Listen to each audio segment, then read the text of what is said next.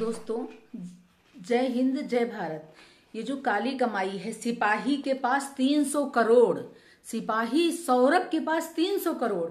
इसमें सिर्फ एक सिपाही जिम्मेदार नहीं है, इसमें जो है आरटीओ जिम्मेदार है, दरोगा और जितने पुलिसकर्मी हैं सबको हम नहीं कह सकते क्योंकि सारे खराब नहीं होते हैं, लेकिन 99% सिपाही पुलिस दरोगा खराब होते हैं।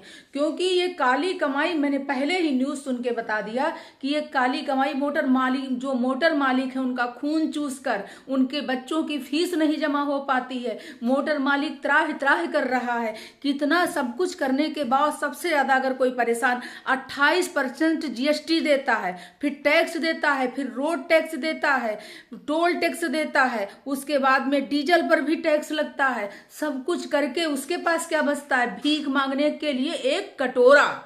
अगर मोटर मालिक भीख मांगने के लिए कटोरा लेना चाहे तो वो नहीं ले सकता है, क्योंकि उसको किस्तें देनी पड़ती, सब कुछ करना पड़ता। ये जो भ्रष्ट जो आरटीओ हैं, ये आरटीओ अपने सिपाही और दरोगा द्वारा, उसके बावजूद कुछ प्राइवेट इन्होंने वर्कर रखे हुए हैं जिनके द्वारा कोड नंबर बता करके गाड़ियों से उगाही होती है, लूट होती है। बेचारे मोटर मालिक अज्ञानतावश या मजबूरीवश या बस या अपने परिवार को बचाने के बस मजबूर होकर के 2 लाख, 2.5 लाख, 3 लाख रुपए दे आते। इसलिए जो सौरभ सिपाही है इसकी जान को खतरा हो सकता है 100%, क्योंकि कई आरटीओ के चेहरे, कई अधिकारियों के चेहरे, कई नेताओं के चेहरे सामने आ जाएंगे। इसलिए इस सिपाही की सुरक्षा, जान की सुरक्षा जरूरी है, तभी ये कबूलेगा कि इसमें कौन कौन लिप्त है।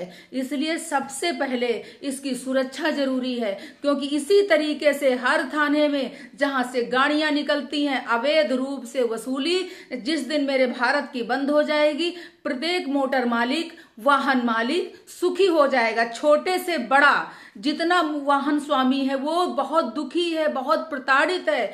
हम सबको मिल करके, एक हो करके ये आवाज उठानी चाहिए कि कोई भी पुलिस, दरोगा, आरटीओ वाहन स्वामी से वसूली ना कर सके। जो भी हो वो एक निश्चित हिसाब से, यदि कहीं कोई त्रुटि पाई जाती है तो सरकार के खाते में जाए, लेकिन नहीं, ये पुलिस और दरोगा और आरटीओ जब तक पूरे नहीं सुधरेंगे तब तक अत्याचार होता रहेगा। हमारे भारत में मोटर मालिक आत्महत्या करने पर मजबूर हैं। यही है अच्छे दिन, इसी को अच्छे दिन कहा जाएगा। ये अच्छे दिन नहीं है, सबसे खराब, सबसे ही ज्यादा खराब है। इसलिए निष्पक्ष जांच होनी चाहिए। जांच के बाद में देखा जाए कि ये आरटीओ का सिपाही है। मैंने तो न्यूज सुनते ही हमें समझ में आ गया था, क्योंकि हर जो है मोटर मालिक के घर के बच्चे जानते हैं कहाँ अवैध वसूली होती है, क्योंकि जो पैसा नहीं देता उसे वो लंबे से धर देते हैं।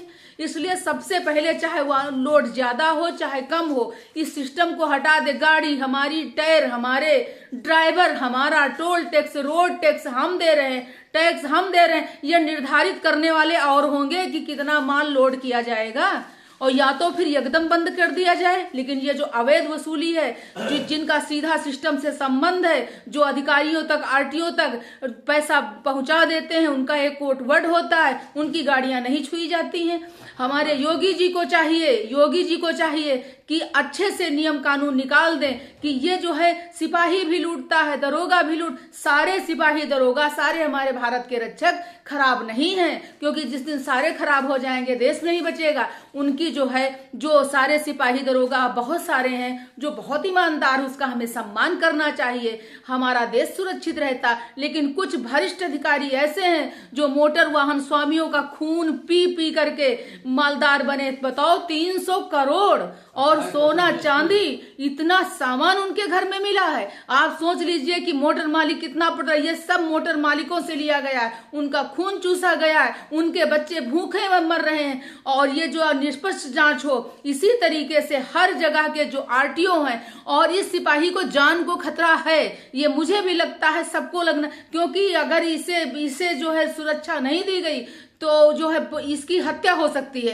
क्योंकि बहुत से आरटीओ, बहुत से अधिकारियों की पर्दा खुल जाएगा। इसलिए इस सबसे पहले इसकी सुरक्षा होनी चाहिए, हर आरटीओ की प्रॉपर्टी की जांच होनी चाहिए, हर सिपाही दरोगा जो इससे संबंधित हैं, जो चेकिंग करते हैं गाड़ियों की, इनकी जांच हो, सब कुछ सामने आ जाएगा कि किस तरीके से एक सच्चे ईमानदार, जो जितने सच्चे ईमानदार मोटर मालिक हैं, घुट घुट के जी रहे हैं, रो रहे हैं, मरने पर मजबूर हैं, तो उनकी जांच होनी चाहिए। माननीय मुख्यमंत्री श्री योगी आदित्यनाथ जी से अनुरोध है कि वो पीड़ा को समझें। अगर फिर से जीतना है आपको, तो आप ये सोच लीजिए कि जनता कितना परेशान है, मजबूर है, खासकर वाहन स्वामी, छोटा हो या बड़ा हो, यहाँ तक कि ऑटो वाले से भी ये लोग अवैध वसूली करते हैं। सारे नहीं करते हैं, क्योंकि हमारे देश के रक्षक हैं, हम अपने देश की वर्दी की बहुत सम्मान करते हैं, इसलिए हम सबको नहीं कह सकते। ज्यादातर लोग ये वाहन स्वामियों को परेशान करते हैं। थैंक यू, धन्यवाद, जय भारत, जय हिंद।